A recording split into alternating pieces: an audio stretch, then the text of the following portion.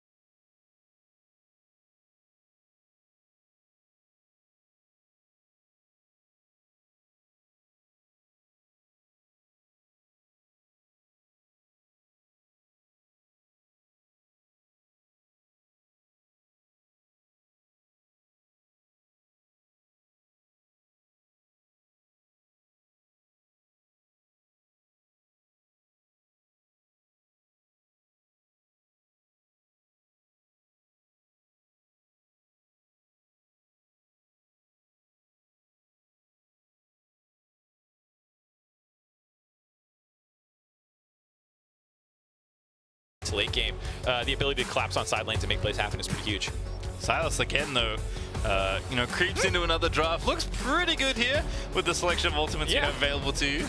I like it. I mean, I haven't seen the Taliyah ult, Taliyah, the Tryndamere ult interaction with the Sylas, but I assume it's just going to be hilarious to watch an unkillable Sylas flinging his chains around. So, Bolulu, like you said, has the ability to have a huge impact in this game.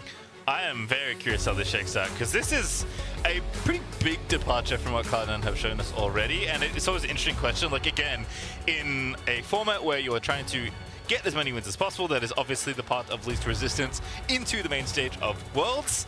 You value consistency, and I'm not saying Tryndamere mid's inconsistent, but when you've shown like a pretty similar look across your games, departing from that is very interesting to me. But perhaps you're trying to throw your opponent off guard, right? That's the trade-off. Is like, do I think they're less practiced against this and we're good enough at it to beat them, or do I just want to play the stuff I know we know because we can outskill them? Yeah, I'm also wondering how much is... Like, there's a lot of things to consider. Yes. Is it them trying to flex and show champion pools out there feeling pretty good at the 2-0 position? Was it something they saw in the draft where, like, okay, there's not a ton of lockdown CC yet? And then, you know, if the support's not going to bring the CC and they have Xin, you know, like, there's not really much else that's going to be bringing it probably, and so they felt like they could take it there, especially after seeing the Jayce. Maybe they'd seen enough of what they wanted to see whenever they're going to lock in the Tryndamere that they decided this was the time to go for it. And, you know, Taliyah's kind of a cool one. It's been nice to see her rotating back into the meta. I love that every change they make to try and make her a better mid laner, and she just always pops up back in the jungle. But Blaber, this is a champion he is very well practiced on, so this could be quite a spicy invade here. Bolulu is under the gun. Yeah, the fact that they... Oh, it's come early. Bolulu forced to flash away. That was quite the high octave you hit there, man. Yeah, that was a nice invade. They didn't have anyone marking mid because they had their bot lane actually in bot going for the river, or the ward in lane, and so that allows C9 to sneak in unseen, and they get the free flash out of Bolulu. Not how you want to start the game for him. That said, and this is my problem with Tryndamere. I was on Hotline League last night ranting about not wanting to cast Tryndamere, and I almost made it through the day, and I didn't get there. Now, we did get not the triple reju bead start from the Tryndamere, which is where I normally hate it even more. There's so many champions throughout League of Legends history that have just been the most uninteractive garbage mid laners. 13-pot Katarina, 13-pot Mordecai as you go back in the day, and this just like gives me flashbacks to those where I'm like, wow, you just took a lane off the map for me to cast. There's nothing to say here. Yeah. A little bit more interactive with the D-Shield start and the double melee matchup maybe, and maybe we can see some more action there, especially with the flash blow now. I will say, very on brand for Perkz. I believe that is King Tryndamere. As far as Lane Kingdom, go, here we go. Which is, yeah, very on brand for Perkz, which you love to see. Mojito, though, starting on the blue side. Oh my goodness, it's already happening in the bottom side. Zergsting is in trouble once again, does get ignited, but there is no additional pressure, although looked close. Man, Zven just threading the needle on that shot, poking Zergsting a little bit lower. I actually thought that trade was okay with the biscuits that he had, being able to heal up, and trading ignites reduces some of the all-in threat, so you can actually harass a little bit harder with the double range matchup. But Zven landing that last Q actually gives such an advantage in HP bars that it's just like lane phase. Over now. We talked about trying, not totally over, but in terms of trying to lock down the Leona, like, get ready to see some map movement probably. And it feels really good for Ezreal once you get the push, because it's easier to continue hitting your skill shots without as many minions in the way. Yeah, definitely want to try and permalock your opponent under the tower as Perkz is just taking away the mini Raptor. When I talked about those annoying champions like 13-pop Mordekaiser and stuff, they start stealing people's chickens and stuff. Like, man, Perkz is starting that stuff early on. Level 3 already, got the lane pushing in. I mean, Tryndamere kind of plays the same in just about any lane. Just hit the minions and don't stop. Hit the enemy champion sometimes if they walk close enough to you. If you get in trouble, spin around. If you get in a lot of trouble, hit W and heal. Yeah. That's kind of it. That's the champion. It's what you do after that really matters. But the landing phase ain't that interesting. Yeah, and I mean, like, oh, here we go. All right, now we're getting spicy. Blaber lining it up here potentially for a gank, but he's going to back away. Yeah, I saw the movement in by Bolulu that maybe without his spell available, they would go for it, but a little bit more focused on getting the Scuttle Crab finished off for Blaber. Maybe he'll take a look at it with the waves pushing into Perkz. You see Perkz trying to hold the wave away from there, want to set something up. Tryndamere just doesn't have many tools to help out an actual gank attempt, and especially someone like Taliyah, who really benefits from a lockdown setup to get her flick off, that it makes it so much easier, and the slow that Tryndamere might get if he chickens them is just not the same. What about Leona? Leona seems like a pretty good setup CC. Again, no flash, does get slowed down. Bolulu is going to get himself over the wall, though. It should be A-OK, but Blaber finds the flash, flicks him back, and then it's going to be first blood to Perkz. How dare I slander the chicken slow? It sets up the flash followed by Blaber, getting first blood there. Well done, and Bolulu gets punished. Not much he could do there. I think that was just really clever wave manipulation by Perkz, as well as the rest of Cloud9, punishing after a smart level 1. Bolulu's forced to TP back to lane, and you heard the analysts just talking about how important he is for this roster, and this is not the start they needed. Yeah, love to see paying off the level 1, right? And even like what you were mentioning before, like the early level 1 2v2 kind of led into Vulcan getting unlocked, and then they paid it back knowing that they didn't have flash, and it just really nicely coordinated there for Cloud9. That does mean that Fudge has been left alone on an island, and Jarvan isn't having a particularly fun time right now, 1v1 isolated versus the Jayce. But hey, Fudge can play weak side, he can play strong side, and Perkz can play Tryndamere. Yeah, here you see that sick gameplay of the chicken flip. I mean, Blaber did all the work. Yeah, Blaber, I mean, Perkz did a lot of work to get the wave from the setup. That's true. And you know, it was about Blaber coming in and, you know, eating the rewards a little bit. And like you said, it's just a tough situation for Fudge in top lane. Actually going airy and focusing more about the fact like you're not going to get any grass procs off. You're not going electrocute and trying to do tons of all-ins. I saw him farming a lot with E. So very focused on just surviving the harass from the Jayce and being able to go in later. Nice play there out of Zergsting, but Zven following up that Zenith Blade with a free W.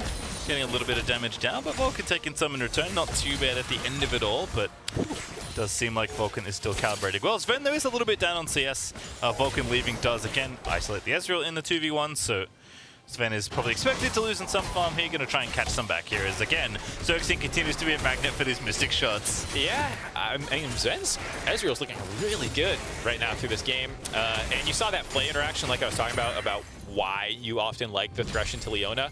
And they'll probably keep the CS lead now that the bot lane has stabilized. You know, summoners are coming back up. The flash will be up for Zergsting soon. They already have the ignites. As hold on, Vulcan in there, does have ignite again. Aftershock's gonna proc, Q's gonna get dodged. Everything's A-okay, but no all-in there for Cloud9. Blaber is here in the area, but of course Mojito is down here as well, covering for the team. Alive, getting aggressive, but again going back in. Nice play, Ignite is down. Zergsting trying to make him pay, but Zven once more does have the auto attacks, and now Alive is going to try and get out of there, but I think he's dead as Blaber will finish him off. Electrocute's going to proc, and now Mojito is the next target. A great flash out of Zven is going to try and keep him alive, and that's actually enough to kind of, and that is an absolute tragedy for Galatasaray as Zven collects it all. Cloud9 playing it risky, going in, trying to get that timing window before Zergsting got the flash. They were trying so hard to set that play up. Looked like an overforce at times, but able to dodge out on the hook back. I think that was the critical moment there. And from then, both junglers collapsing, just playing it a little bit cleaner for Cloud9. And we return to Perkz, farming in mid lane. Again, this is the Tryndamere lane state. Yeah. I mean, when you're not trying to set up for a gank when your opponent has flash, doesn't have flash, excuse me, you hit the minions until they die. And he did a good job, you know, shadowing like he might roam down here. So this is after Leona already lost her flash on the first attempt. Do you see how risky it is here? You know, at this point, they're already in a decent spot with Blaber getting there first. They get the easy kill onto Zergsting, and then Vulcan does a good job staying in the main wave, making it a little bit difficult for Mojito to find a way in, and giving it a lane for Zven to land some of these Mystic shots.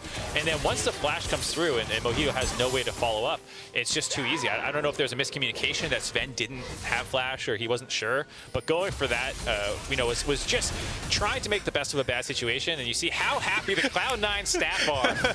I love, they're all obviously, that was such a nice play out of Zven. Vincent's especially that manager was choice, so I think he's going to get memed into oblivion, at least by the C9 social media stuff, as Blaber is just making it sing in every possible lane. Fudge down in CS, but calls the juggler for an easy one. Cloud9 are rolling today, looking really good. Get another gank off up on the top side. This is what the J4 was picked for. You survive the lane phase as best you can. At 6, the Taliyah comes flying in out of nowhere, and you have to land the kill. It's a more difficult gank to pull off than you'd think. Crazy didn't actually end up flashing anything, so I think he just accepted he was dead to rights at that point. And a nice setup by Fudge. Yeah, nicely done there, as Rift Herald's going to be the extra ward on top of that gank. Galatasaray trying to trade some back, though. Finally have an overload here in the bottom side of the map, as the jungler's actually maybe going to look for more here, but Zven, very nice scouting maneuver there with the True Shot Barrage, is going to see them. Again, they know Blaber's top, so they want to try and punish, but Zven sniffs that out and shuts it down immediately. Yeah, well done by Galatasaray, grabbing the one thing that they can on the map, which is that red buff. A little bit of a Constellation prize, but still not feeling great. 5-0, already a 2,000 gold advantage in Cloud9's favor. Mojito, though, going to grab that Scuttle Crab, and that's going to be the Dragon take here. Cloud9 probably knew they were giving this up for this trade, so they won't be too upset, but at least doing, making the trades you have to make when you're a little bit behind here. 2,000 gold or so up for Cloud9. Going to go ahead and take that Dragon, though, for themselves and maybe start that ball rolling, but it's looking tough here. Blaber, I mean, Zven's outplay on the bottom side has set him up beautifully, but Blaber quietly is starting to be everywhere, and that is a bad time against Taliyah. I mean, this is when Blaber shines the most, is once he gets leads in games, he's so good about being aggressive and snowballing those. That's why Olaf is one of his best champions, is because Olaf is a bit of a stat stick, and when he gets ahead, he just crushes you. And here he is in this game getting ahead, and Taliyah can blow people up. So we'll have to see if he can keep snowballing this lead. And Perkz of note is level 8. You mentioned the ulti interaction. We might get to find out in a moment, but potentially could set up a dive in another lane. I don't think you want to dive the Sylas with the stolen Tryndamere ulti, but maybe I'm wrong.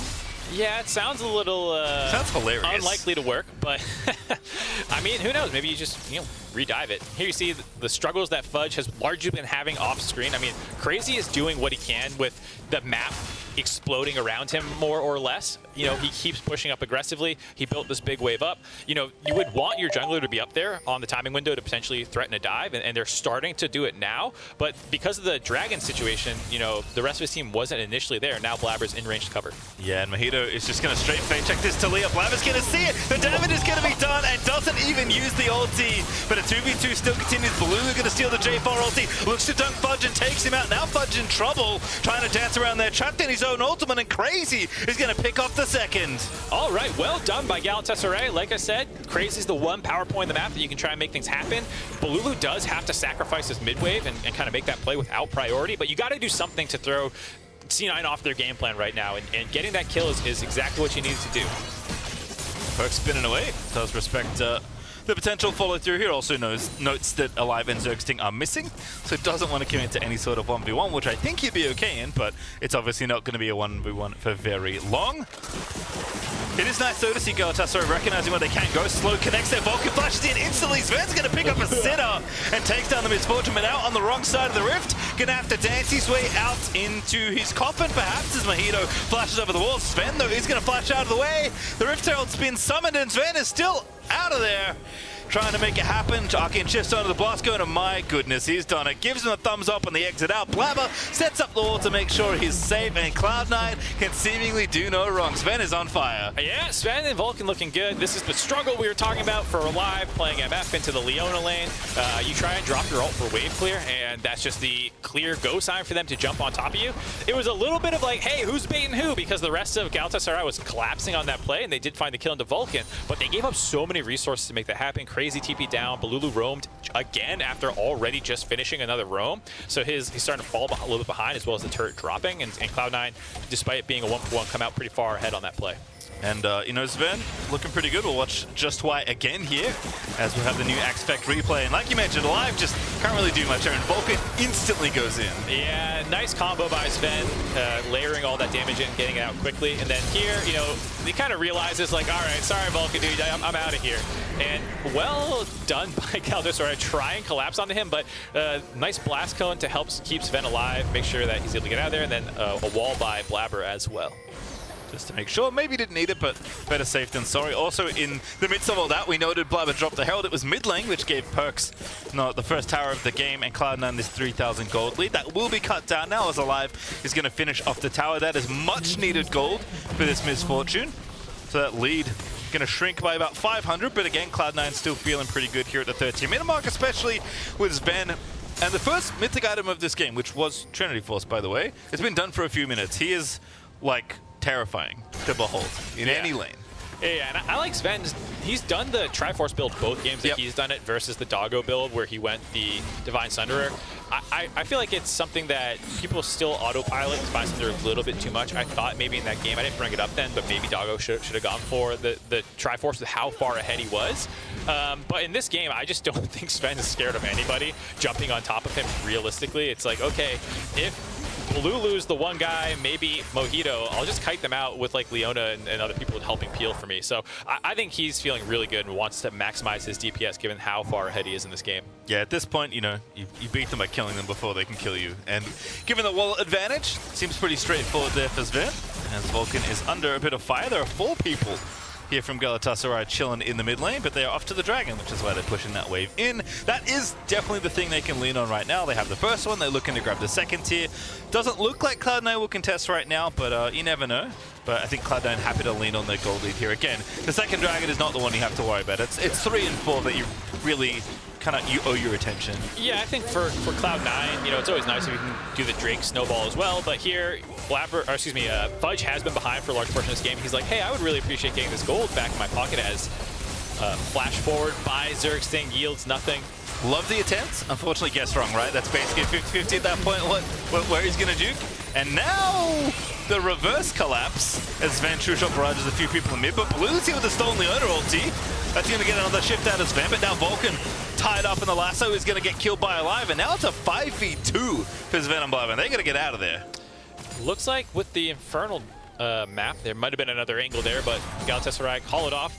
Well done by them to punish that attempt of defending the mid lane turret there. They get the kills. Should probably be able to grab the turret on the tail end of it. No one's sticking around though, actually. They're choosing to go for the Rift Herald as the prioritized objective. Maybe a little bit harder to grab that one though. We'll see if Blaber's in the area. Blaber looking, but 1v3 right now. Does have his flash. Already gets Mr. Smite. Zergsting finds the mark, and that's an easy pick off there for Galatasaray. Now 4v2 around this Rift Tower. That is going to belong to them, so that's an objective they like to take. Perkz over here so late, but they do want to fight apparently. Zven feeling pretty strong. Perkz getting in there. Gale forces through, gets himself hooked up, has to pop the ulti. Fudge they're going to get the kill, and Perkz does indeed pop Undying Rage, but Crazy's going to take down Fudge. And Zven's going to fall as well, as Alive is picking up so much gold, and Vulcan has to dance around through but can't do anything at Cloud9, and ill-advised engage goes south quickly. Oh boy, Xin making some mistakes, and Galatasaray doing everything they can to punish. I mean, that felt like a clear sack whatever objective they decide they want. You know, Galatasaray with the pick-off that they got, felt like they earned an objective, and Cloud9 did not want to give that one up. Blaber hung around the area. Really well done by them to find those angles and punish that. And now, gold lead starting to close. The kill lead a lot closer. Given that I think it started 5-0 in C9's favor. Like, this is a slow climb out of what was a very bad start for Galatasaray. Maybe they can keep making this happen. Yeah, definitely. That's the kind of thing you want to look for them. So watch it again here is Cloud9. I was shocked that they went in here. I was too. I'm like, okay, great, you're poking it. Maybe you get an exit kill, but because Perkz gets hooked, it kind of forced. Hold on here. Alrighty, Fudge at it again, but wall from Blaber. Not sure what the angle was there. Maybe looking for Alive at the top of the screen, but it is Fudge going to have to get out of there. Does get out safely, but as you mentioned, Mark, the gold lead is starting to dwindle a little. At the peak of the mountain, it was 4.6k, dipped down to about 3,500 right now. Right, and they grabbed the Rift Herald off it as well as the Dragon, so like while the gold lead doesn't look like it shrunk that much, there's going to be quite the influx going in their favor here. Able to grab this one without even needing to commit the Rift Herald, probably going to grab the second turret as well. In the meantime, C9 is just saying split push mode with Perkz up in the top lane on Tryndamere, but this is all still great trades for Galatasaray. Well done, capitalizing on what was a mistake by Cloud9. Yeah, and I think even without TP, this is kind of Tryndamere plan A in a lot of ways. I said that his landing phase wasn't very interesting. He just runs around hitting minions and then that's it, and then it gets more interesting later. I guess I accidentally lied, because post-landing phase, it's also the same thing, just, slightly different. Yeah, exactly. Just hit a different lane. Yeah, so, I mean, Cloud9 is obviously, this is part of the game plan. Eventually, Tryndamere just gets impossible for anyone to potentially deal with for the side of Galatasaray. But I think the 5v5 is not something you can ignore being better for them. I mean, Taliyah, bit of a tricky team fighter. You can blow people up for sure, and you can pelt people with your Q, but not ideal compared to a Xin Zhao who can provide a lot more utility. And then Tryndamere, obviously not a great team fighter. So if they stabilize and can force C9 to come to them with some of this Dragon stack that they were able to grab, I think there actually is a pretty clear path back into the game for them. And I got to give a lot of credit to Zergsting being a big part of that. Flashing forward, trying to make plays happen, even though, some of them came up short, he still helped find them. And then especially the flank onto Blaber to really secure that Rift Herald. That was the key pickoff that he did by abusing vision very well on the Rift Herald map. Or excuse me, the Infernal map. Yeah, as we noted, Zergsting does not miss often with the skill shots, and even though Vulcan kind of got him a little bit in some of the early exchanges in lane in particular. He has definitely paid it back here in the mid game. We're going to stabilize this game for Galatasaray. Again, they're in touching distance. 3,000 gold is fine. On the warpath for this third dragon is going to be the big one, but Cloud9 now starting to shift that attention over here. But even with this gold lead, which isn't as big as it was before, is this enough to strong-arm the other enemy team in a 5v5? I think it's definitely still in Cloud9's favor, especially with the vision control setup on their side currently. And it's a little tough for Galatasaray to sneak their way in here, but I think they really do need to force this despite the bit of a losing situation or position that they're in currently, because the dragon stacking will be something that keeps Cloud9 honest in this game and not just letting Tryndamere AFK split push all the time. Oh, crazy that they found a pick. Blaber going to cut him off the wall as well, but Perkz tries to make it happen. Fudge over the top again. Blaber finds the flick. And Perkz is taking down crazy Mojito's low as well. Vulcan is just in the midst of the enemy team, getting it done with Leona. And Blaber's going to find the snipe with the stones, as now Zergsting's forced to flash away. And Cloud9 looking at the enemy T2 turret like it doesn't exist, excuse me, as he will get kill number 3 as well. Well done by Cloud9. Find the angle, find the punish, able to grab this dragon. That was what I was talking about with the vision problem that they have for Galatasaray, that they just didn't know who was under threat. So Crazy thinks, well, I'm just holding mid lane, and that's actually the one that they choose to attack. He tries to get over the rest of his team, but Cloud9 have a lot of tools for chasing down. And after they got the initial kill, it was too easy. You can see here, he's like, all right, well, they're probably messing around the river. He doesn't expect them to be in the brush ready to go over the wall. And even after he flashes towards his team, again, more follow-up from J4. An easy kill there. Mojito tried to save him, ends up in a bad position. He's trying to flash forward, find his way out of there, but at this point, it's just all chase down sequence for Cloud9. Grab the dragon on the back end of it. Yeah, this is something that this team does very well. Like, Tryndamere and Ezreal are awesome at chasing people down. And even Blaber is just getting in there, trying to see if he can find the final few rocks. Doesn't get the 4th kill, but hey, they'll take 3 there. Stopping that dragon snowball, they take that Herald, that infernal dragon for themselves, excuse me. And now Perkz at it again, and Bolulu's getting chopped to bits, and oh, we're gonna get to see it. Battling ultis here, unfortunately. Wait. He didn't pop off. Wait a second. Perkz, what happened?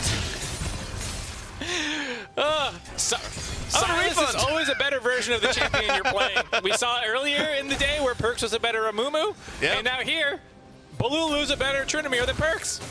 I was gonna say, the difference maker is the CC that happens after, but apparently not. The difference maker is pressing clicking the R key. Yeah. Tough one. I mean, I struggle to do that all the time. And look, it looks a bit silly, but this is actually turning into a real Baron attempt here for Galatasaray. Yeah, I really like this decision. Grab as much as you can for that pickoff. Alrighty, are we in the steal zone? Are we in the fight zone? We're not in the hook landing zone, unfortunately, for Zergsting, but the full time's looking good. Great ulti to out of Vulcan to cancel that, but now Bolulu is on the assault once again. Vulcan going to be the target, but Fudge in the backline is getting assaulted there. The stolen J4 ulti looking nice, as Vulcan isn't dead, but that damage might be enough for them to go back, but unfortunately not feeling too healthy. Baron's regen back to full. And Perkz is back out on the map, so Galatasaray will back away. Cloud9 dodge a bullet there. I really like the decision by Galatasaray there to force the Baron as hard as they did. Bolulu was in a great flanking position, TPing back in there after resetting. And I think they just got caught between doing 2 separate things. Alive's bullet time there was actually really smart, as we'll take a look at this replay first about how Perkz gets outskilled here. There's the ult steal. Bolulu pops it early. And, I mean, that was relatively telegraphed. I don't feel like the... I can read lips. Oh, I'm trolling. 100%. That's what Perkz said.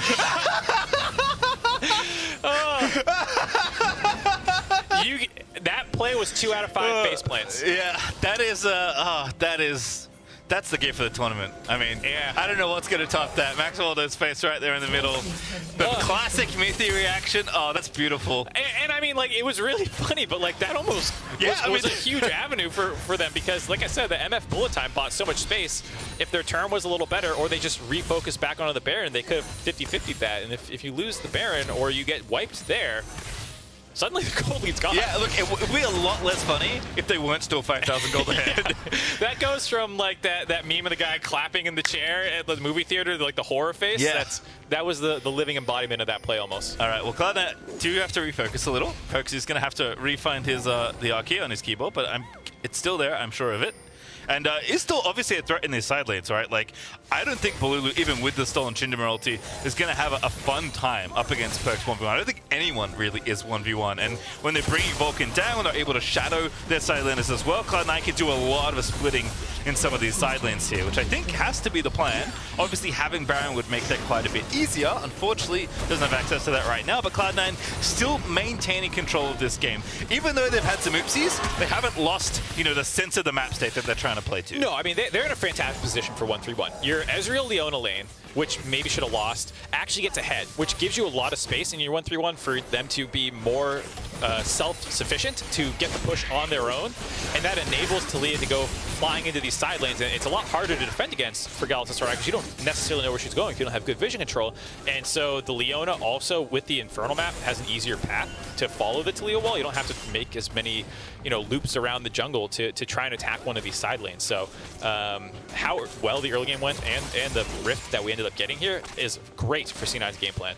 And Perkz is just not leaving a lane. And why should he? This is just Tryndamere's home. He picked lane king Tryndamere. He is sticking in the lanes. He is, you know, as advertised here in this game, hitting the inhibitor tower.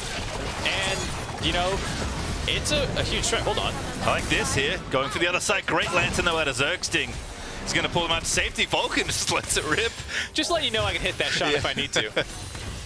And Zven still chugging along here in the mid lane, pushing things out. Dragon's up in 4 seconds, which is a big one. Yeah, I was going to say, losing 2 of your ultimates is a bit of a problem. I mean, Taliyah, less of a combat spell, but still something you want to have, potentially. Looks like Galatasaray doesn't actually want to contest this, and instead rotating up to the top side to help the Jayce finish the push off. Perkz, though, running interference. TP coming in, though. It's 4v1 right now for Fudge. Although he can't know that. Bolulu coming in, and Fudge going to have to give up the tower. That's fine. Not really much you can do there. Nice little rotation there out of Galatasaray. Again, keep trying to trade where they can because they knew they couldn't face check at the Dragon. Have to get out safely now, though, but it looks like they will. And again, we'll see this kind of back and forth. This is very common in really open maps, right, where at some point you can't win the 1-3-1, and you probably can't 5v5 given the gold deficit, but you have to at least keep trading when the map is this lopsided here. As I'm very surprised Zergsting is going to leave. In fact, maybe they may have cast a curse him into oblivion. Great flash there after the box. Perkz, though, is going to slow him down, and that hook, unfortunately, is going to seal his fate. And now the Baron's back on the menu for Cloud9. Yeah, you're talking about the open map state, a little bit lazy there by Galatasaray, not all getting out at the same time. Leaves one behind, and just as a perfect layup into the Baron for Cloud9. Oh, good dunk there for Fudge. Trying his own Mojito out. The stun lands in for Vulcan. Bolulu making it scary, but Blaber finds the smite. And now Bolulu's in the midst of it all. Fudge is going to try and make his way back through. They swap positions with Vulcan. It's like old school Orgon ulti is Zven. He's found the ace at the back of it all on Cloud9. We're going to go undefeated so far at Worlds. They blow this game open off a bad recall by Galatasaray, finding the initial pick off, and then a super clean turn off the Baron to make sure, like you said, there was no real smite contest. Yes, Bolulu ended up in the pit, but that just made the cleanup afterwards even easier. Well done here by Fudge, finding the initial lockup, and then, I mean, you're trapped in a pit already. If you flash out of that, then you can't get into the actual Baron pit that easily. So it was a tough place for the Baron to steal for Mojito, and then Alive, coming in late, was probably looking like, hey, I'm going to try and line up this ultimate to get some cleanup kills, but Zven just shifted on top of his face and just started auto-attacking him. Seen a lot of melee Ezreal today. I guess when you're like, you know, doing 3,500 damage a team fight, although Blaber massively overperforming. Also having to smite the Baron is pretty impressive with a little bit of split attention. But yeah, 6-1 and 7 here on Ezreal. You can afford to get a little loose with the aggressive arcane shifts, right? At some point, it just doesn't matter. Yeah, I mean, this far ahead, not much can go wrong for Cloud9 now. Zergsting again under fire. Oh, goodness. Looking like quite the Rebel Baron power play here as Blaber's on a killing spree, just deletes one off the map. Make it 2 there for Blaber, as it's 3 dead already on the side of Galatasaray. It's Bolulu trying to fight his way out once again, but it is only Crazy left alive to tell the tale of his destroyed Nexus, because Cloud9 are just rampaging through this game. Cloud9 looking to end the game, 28 minutes. Crazy's the only one up, but Zven wants some more blood. More shifting onto the enemies. Zven making it known that he hasn't misplaced his keys, unlike his teammate Perkz. But Perkz looking good at the end of it all. 5-1 and 8 at the Infinity Edge, but it doesn't creep building, so I don't think it mattered. Cloud9 still undefeated, 3-0 now here in Worlds 2021. Yeah, 1 or 2 mistakes in that game for Cloud9, but for the most part, stomped it. You know, you would not know looking at that scoreboard that there were a couple touch-and-go moments throughout, and I think that does speak to the fact that Cloud9 did look very prepared in their game plan, as well as just having some individual outplays. I think especially in the bot lane, Zven and Vulcan deserve a lot of credit. The level 1 prep is good. They got flashes out, and it looks like they're kind of firing on all cylinders right now. Yeah, I feel like in some ways, like Zven's stock is known, right?